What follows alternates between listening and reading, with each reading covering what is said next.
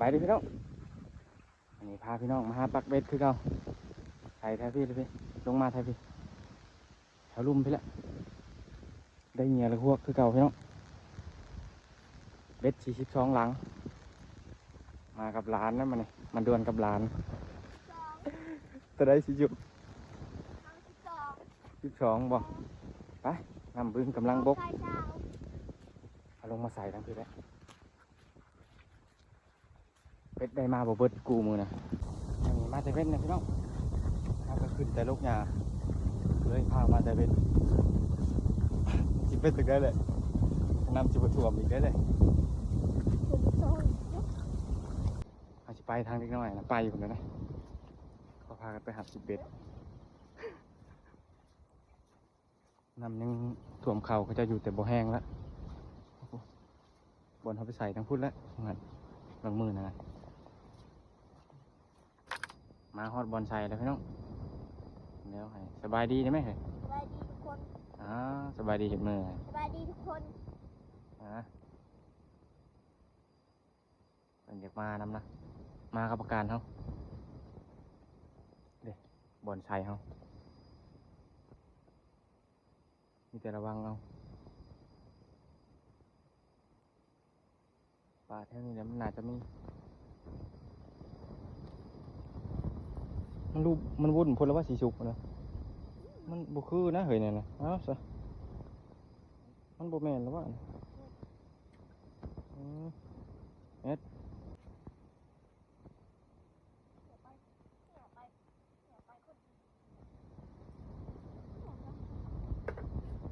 มา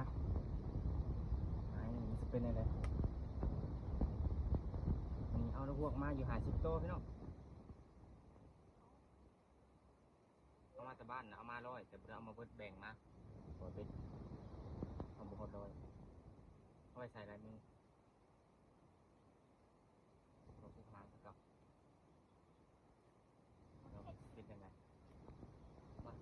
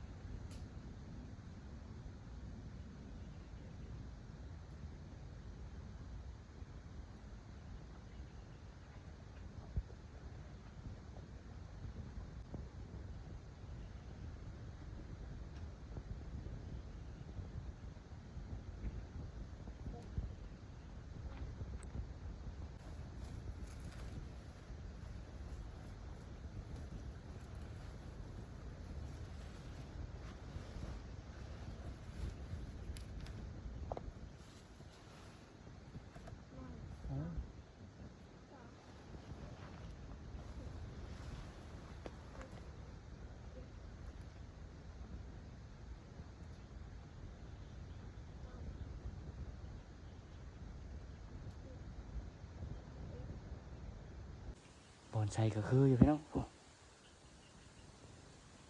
แต่ว่าหาเลือกบอลชัยนี่ยากมันจะเป็นน้ำไหลละไหลแห้งบอลที่มันบ่ไหลนี่บ่อยากปานใดบ่ค่อยมีจะใส่ลงไปได้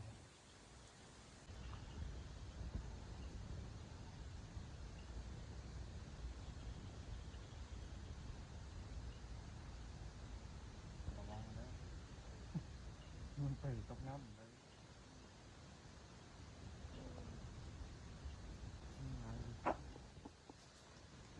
มีได้10 ลังค่ะไปครอบเจ้านะย่านบอก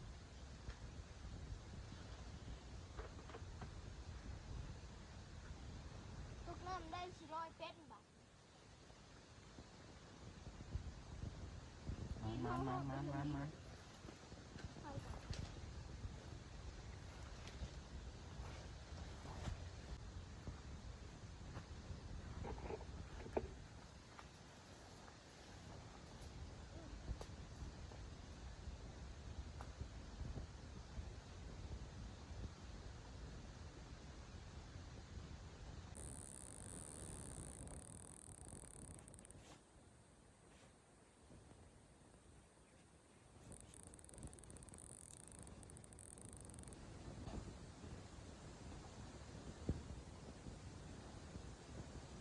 ระวังมันเลิกเด้อหัวหน้าเด้อชิชุกมันเลิกเด้อ โอ้นั่นมันไม่กล้าไปไม่กล้าใส่ครัวอยู่นะ น่าสนใจสัก ลูกไปทำลูก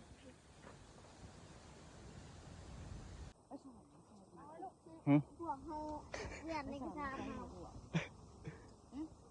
เนี่ยจะโดนเลยนะ เมื่อขำแท้ จะโดน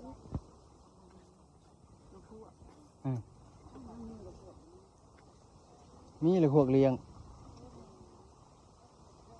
ข้างยังเลยบอก ขามดูชิชุก กูต้องเอานั่นกูดอก ฮะ อันนี้หัวนี่ หรือพวก นี่หัว มี เอาหน้าไปอีก เดือตัวเอง เรือน เอ้ากะลีแล้วไปตัวอีสังหัวปั๊บ ไปเฮ้ยข่าวลงดูชิชุกยับได้บ่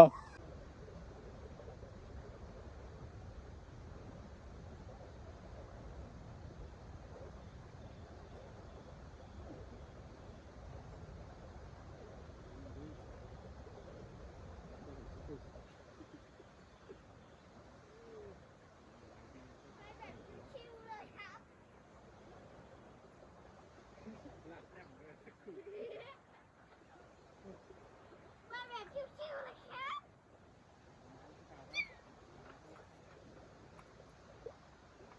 ไปแบบชิวๆเลยครับไอ้บ่าวเขาคือบอกไปแบบชิวๆเลยครับงงจังเลยไปแบบชิวๆเลยครับ เมื่อกี้เนี่ยเขาใส่อยู่พังนั้นพี่น้องบัดนี้เขามาพังนี่แล้วบัดนี้มันเบิดบอลใส่แล้วพังนั้นอันนี้จะเป็นครัวบอลพระเจ้าไต่ขามไปขามมาขามเมื่อไหมานาเขาเจ้าเนี่ยก็โต่งได้บอลนะ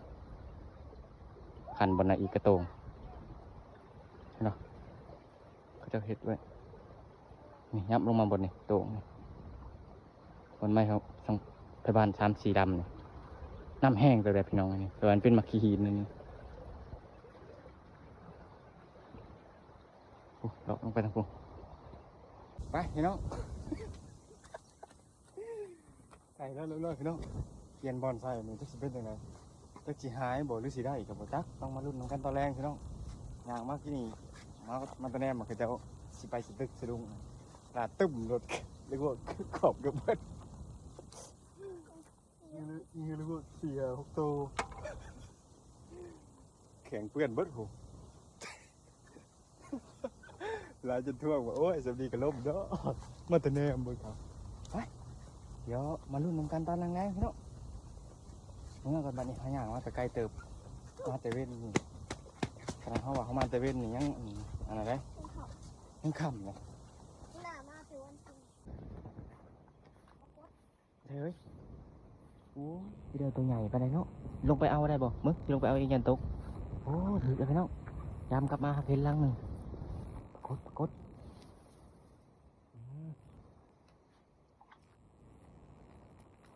นี่ลังเล็กเฮ็กมันลังสุดท้ายเขาเลย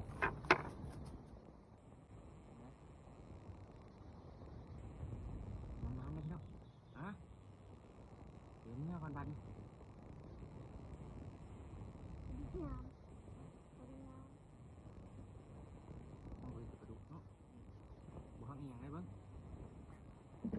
ทำแล้วพี่น้องยันจะถึกอัน ปลามีปีกแล้วผมเดี๋ยวเมื่อก่อนบันนี่ตอนแรกยิงมาพอกันข้าวไปใช้ชุบตอนนี้เวลา 1:35 นาทีหมอนี่กับข้าวแห้งนะ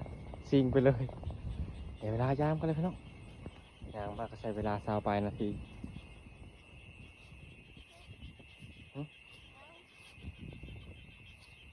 นำบกไวเลยเด้หลังแรกนำบกเนาะเดี๋ยวแป้งก่อนแป๊บนึง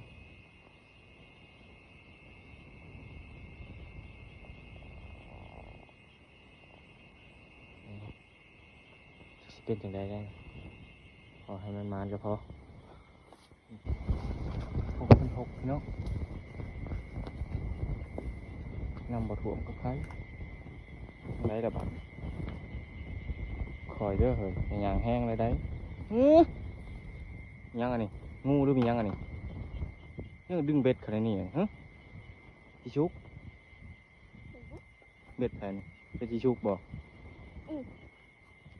ถ้าดึงขนาดนี้ฮะงูหรือมียังอันนี้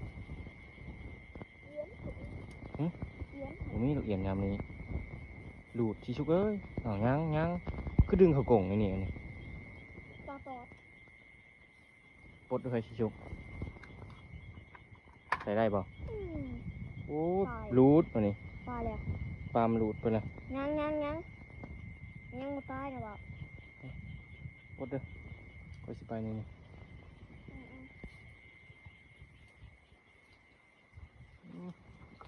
ผลมาแล้ว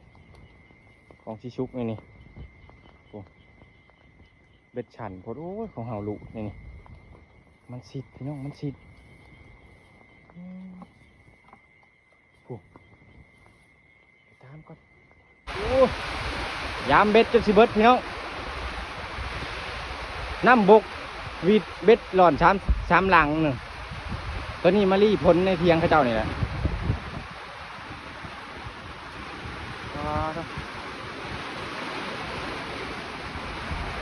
ฝนตกแห้งเลยพี่น้องเอ้ย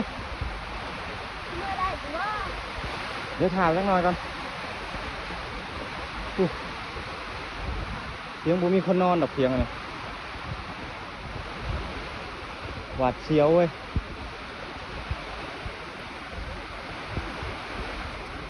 ทุกหัวเป็นหัว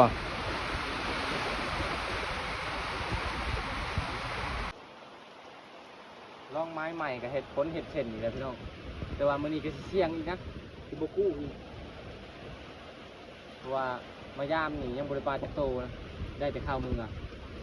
บอลเป็นตะถือป้าคันบอลนี่บ่ถือแล้วก็เงืดเลยพี่น้องเลยตามธรรมดานี่บอลนี่เนี่ยห้องนี่เนี่ยปลาถึกสุดแล้วเคยใส่มาเลยไปพี่น้องขี่ซื้อไว้ต้องขี่ชุกอีกแล้วนี่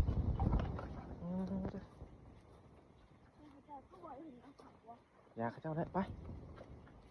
ตายแล้วตกสำนี้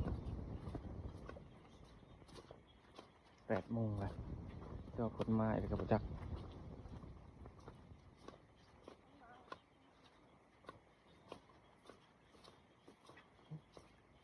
พยายามทางนี้ก่อนเฮ้ยไปเดี๋ยวขามไปทางนี้ก่อน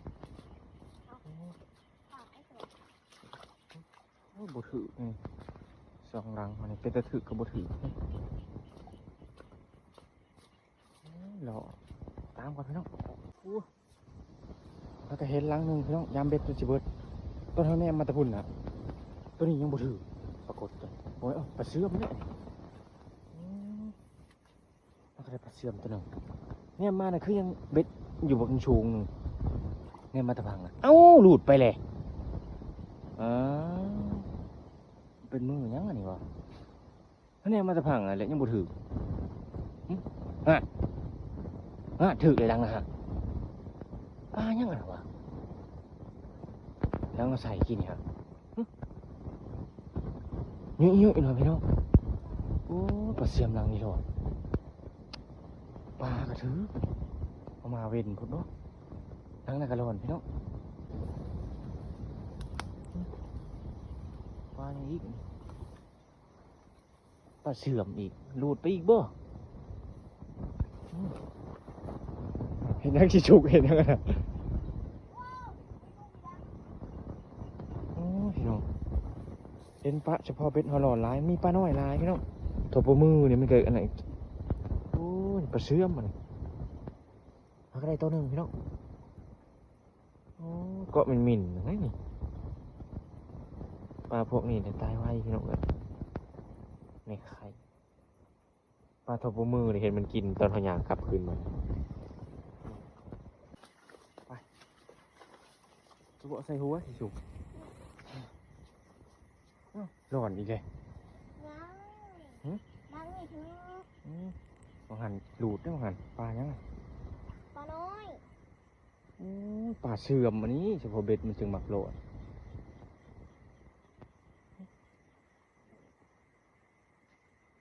อนนี่ ยังนี่ที่บัวหลอนอะไรด้านกับบัวเลย เพราะนั่นก็จะสิเอาหยังไง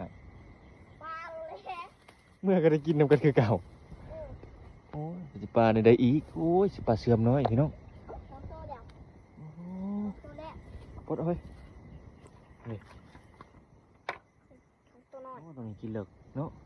ดึกนั่นแหละ นี่เฮ็ดตายน้ำ เกือบ มัน ถูก มัน เห มัน ง มัน คิดดูว่า หึ มันเขาเหงเลย ยามกลับมาถึงแล้วพี่น้องปลามันกินช่วงเด้อโอ้บางอันมันบ่ทันปลาอันน้อยเลยให้มันถึกแต่ปลาเนื้ออ่อนแทนปลาเสื่อมพี่น้องโอ้นี่ปลาไหนคือแต่ปลาพวกนี้นี่มันตัวที่สามแล้วได้3 ตัวเท่านั้นพี่น้องไป ย่างมาอย่างอีกชิจุกบุปลาจะเปียกพี่น้องเอ้ย4 ตัวทั้งตัวใดเว้นนี่ป้าเนื้ออ่อนมันจะกินก่อนพี่น้องเอ้ยมันแล้วมีแต่ปลาเสื่อม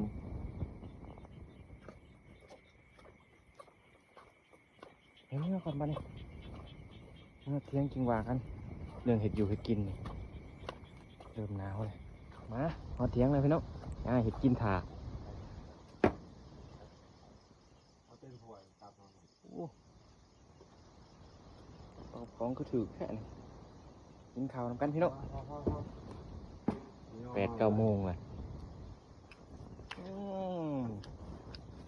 มายังไม่ได้กินข้าวว่าจึงบ่นอนเนี่ย นี่ได้แล้วมีที่หนึ่งไม่เข้าห้อนเลย ลุยต้มหน่อไม้ผัดปลาแห้งพี่น้อง กินไหม มันมีปลาน้อยกินไว กินนะคะ เวลาเนี่ยปลาถือเบ็ดเนี่ยมีแต่ปลาเนื้ออ่อน แกงก่อนก็เสื่อมเนาะ เราจะคิด ก่อน 42 หน้าต่อ ต้องของถือดีเนาะ เรา ถ้าลงมาก็ยังบ่นอนอยู่ปลาเนื้ออ่อนตายไปเลยพี่น้องยังไม่กลัว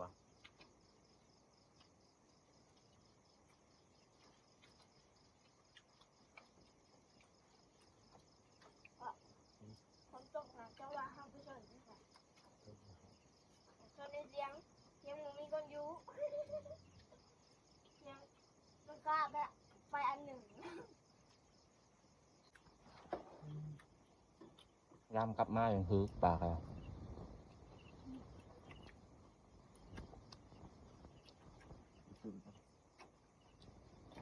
ไม่ให้บ้านนะ นายสับ ไอ้จริงยังค่อยช่วยนี่เนาะครับเอาจากโดดมาครับเอาจากโดด แล้วว่า อ๋อความลับอยู่บ่เฮ้ย 3 ยอด เจ๊คือมาคือแล้วมาแล้วพอ ก้านบ่ตอนพาไปชนนะ เป็นยัง อืม เป็นยัง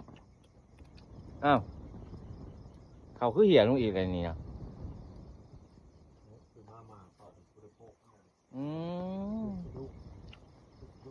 ไก่ มาแล้วว่า อืม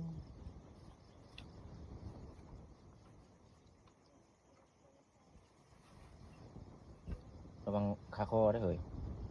ใช่จ้ะ โอ้ยกลางเลยคาคอ จริงไง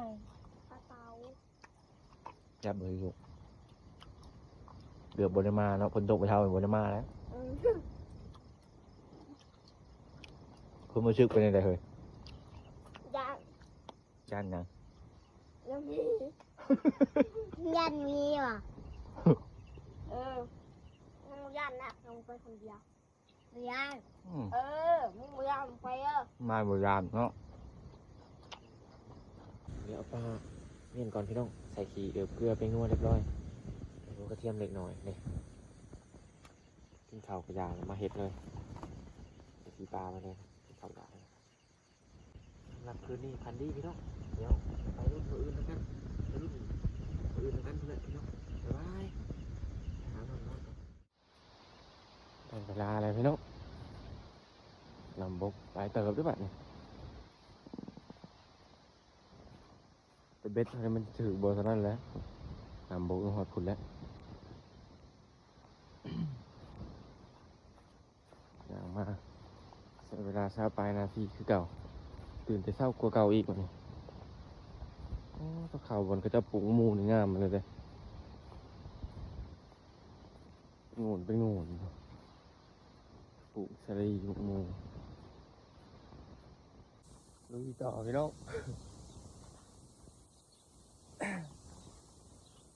ยังไปจะช่วงนอนไปได้เลยยังสลืมอยู่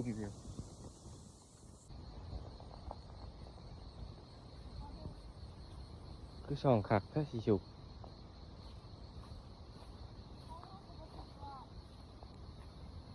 หลอดอันนี้กันเนาะหลอดมันปลาน้อยกินก่อนเนาะมันมาแต่ไกลเห็นเลยได้สีฉุกก่อนปลาเสื่อมเนี่ยก็ติดดีเนาะ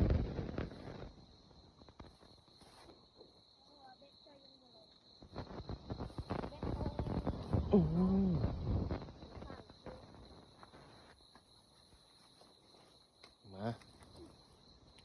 หลังที่3ติดปลาเสื่อมพี่น้องปลาเนื้ออ่อน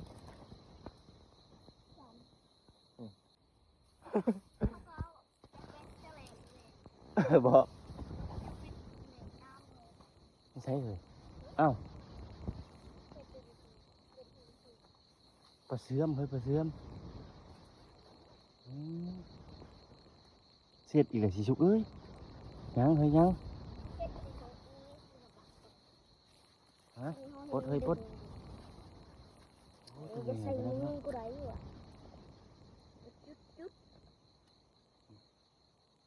จับแน่นๆอืม ก็หินปาก เก็บดิ คอยนี่ติเหรอปลดนะตอนปลดมันต้องเบิ่งมันไหมปลดลายมันไปทางไหนเบิ่งจะปลาดูไปจะปลดเองเบิ่งจะปลดนี่เสียนเงียงมันออก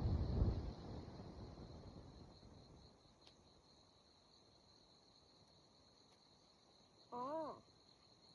เด็ก มัน เบิ้ง จะอ้อกับอ้อ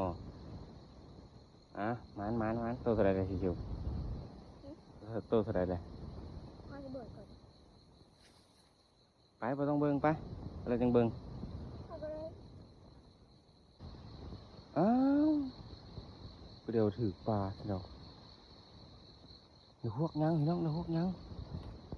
เดี๋ยวปลดไปบริถือขู่โอ้ยได้ถือขู่มาก่อนหน่อยได้แล้วพวกปล่อยไปไปหน่อย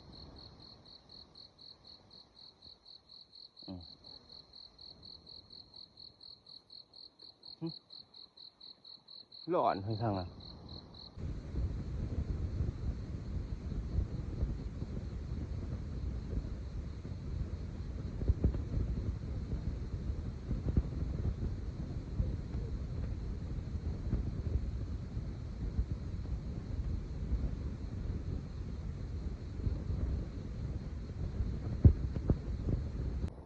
ปลามองเขาจะถือวะก็ยามไปเช้าบนหน้าเขาจะได้นี่ครับ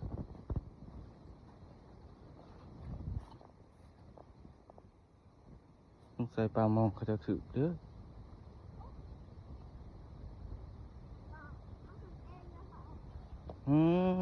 มันบ่ถือปลาเลยมีแต่เอาขึ้นบ่ได้วิชาของสีสุกบ่ได้ธรรมดาคำถึกยังปลายังเฮ้ยเบิ่งเฮ้ยปลาเสื่อมเบิ่งให้เบิ่งโอ้ไงเติบพี่น้องเบิ่ง ทับเก่า สามตัวมันตุยอยู่หันเนาะ อืม เอามันเดี๋ยวขอยางก่อนเด้อ มันก็เฉียด จะไปถอนเอาเด้อเด้อ โอ้ย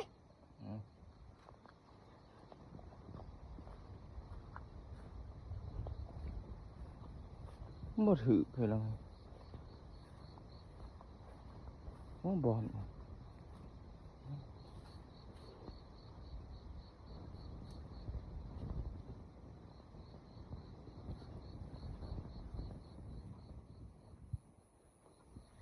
คนที่ตกนี่แหละ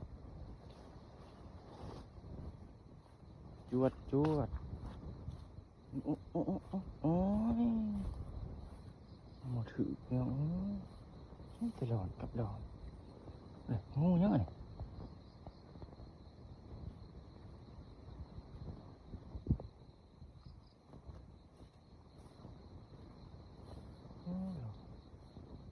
เห็ดน้อย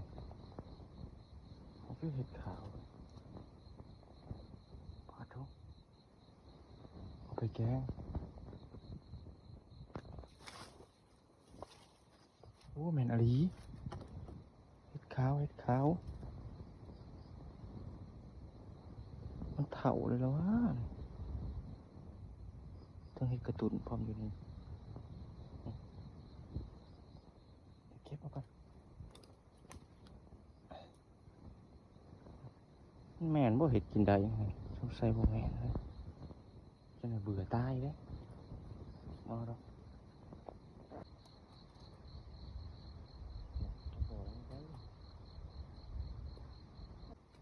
โอ้ยหนึ่งนับเป็นก่อนที่น้องสอง เอาตัวน้อย สาม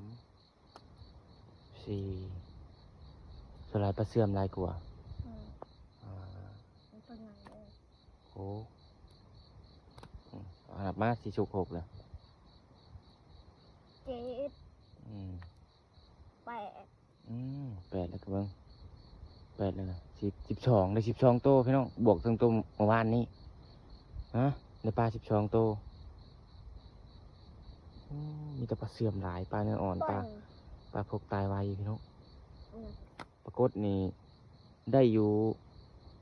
2โตถึงตัววานนี่เนาะตายเลย ไปบาทนี่ไปเอาเฮ้ย